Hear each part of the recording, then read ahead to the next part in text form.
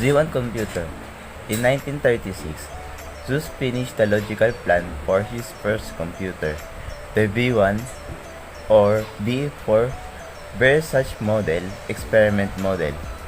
Actually, all the computer of Zeus was named with B, B1 to B4, but after the World War II, he changed their name to Z1 to Z4 in order to avoid the nasty association with the B1, B4 military rockets. The manufacturing began in the same year and the prototype was ready in 1938. See the lower photo, making the Z1 the first relay computer in the world. About the Z2 computer. Z2 was the mechanical and relay computer created by Conrad Zuse in 1939.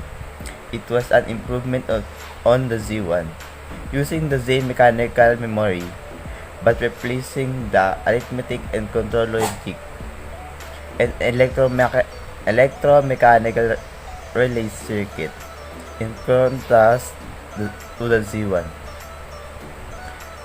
The Z2 used 16-bit fixed point arithmetic instead of 22-bit floating point. The realization of the Z2 was helped financially by Dr. Kurt Funk, who manufactured small calculating machines.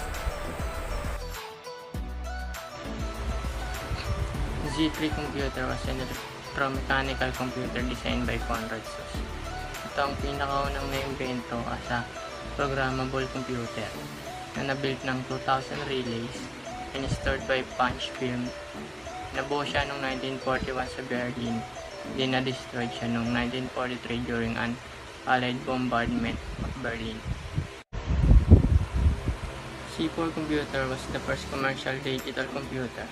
It is the final target of C3 design. The works of Zuse was unsupported by the government and the C1 and Z3 computer was destroyed during the war. In 1940, Zuse left the Zurich to finish the C4 computer and completed it and installed it with applied mathematics division. ENIAC, or the Electronic Numerical Integrator Analyzer and Computer, was just a collection of large arithmetic numbers, or tinatawag natin ngayon na calculator. Yung itsura nito is malaki. Nakikita niyo po yan sa picture. So, it was not a stored program because its programs are set up inside the machine, or built-in siya, by a combination of plug board, wiring, and 3 portable function tables containing 1210-way switches each. Marami siyang switch. Kaya kina-consider siya as a complex. Kasi nga mahirap, halimbawa nagka-problema siya, mahirap hanapin kung ano yung problema kasi sa dami ng switch na kailangan pindutin or ayusin. The task of taking a problem and mapping it onto the machine was complex, and it was usually took weeks to find. Programs could only change after a huge numbers of tests of the current program because of its complexity. After the program was figured out on paper, the process of getting the program into ENIAC could take days if it would be manipulating its switches and cables. A programming tutorial for the modulo function using an ENIAC simulator gives an impression of what a program on the ENIAC looks like. So, may 6 na primary programmers. Sila ay si Kay McNulty, Betty Jennings, Betty Snyder, Marlin Westcoff, Fran Vilas, and Ruth Lichterman.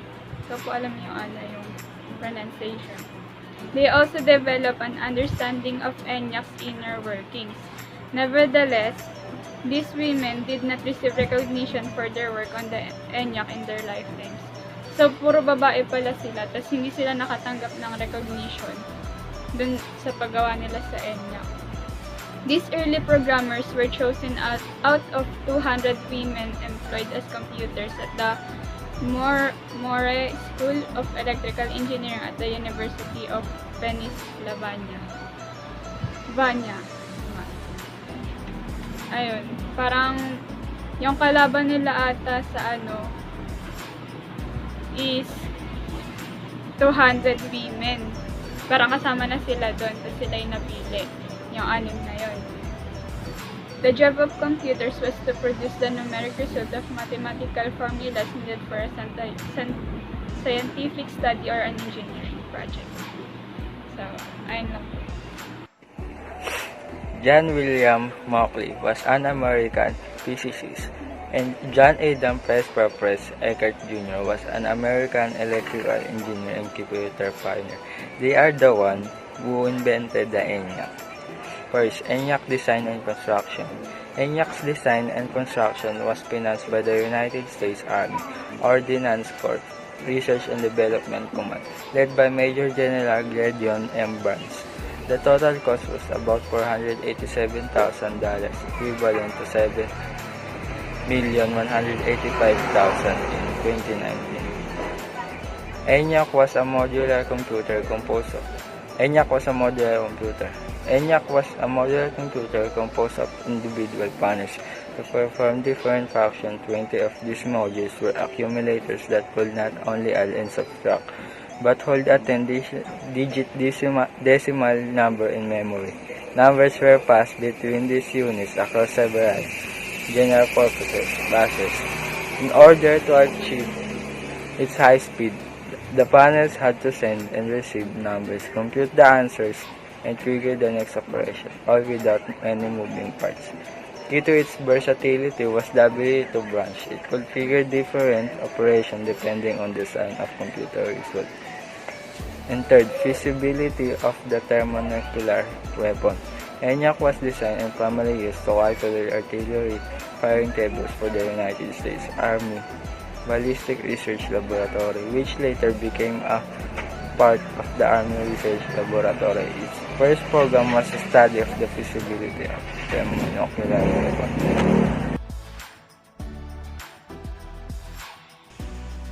ARPANET is essential for academic and military because in 1980s, ARPANET was handed over to a separate new military network, the Defense Data Network and NSFnet, a network of scientific and academic computers funded by the National Science Foundation. ARPANET's purpose was always more academic than military, but as more academic facilities connected to it, the network did not take on the tentacle like structured military officials had envisioned. ARPANET was first established on October 29, 1969 in the United States as a precursor to the Internet. This was after 1965 when they tried to communicate with two computers at the MIT Lincoln Lab, with one computer using packet switching technology. In 1968, Beranek and Newman Corporation unveils the final version of the Interface Message Processor, where they win the contract of ARPANET. Yet it was crushed after the system delivers only 2 letters from the message LOGIN. Somehow it was re-established in 1975 and declared operational.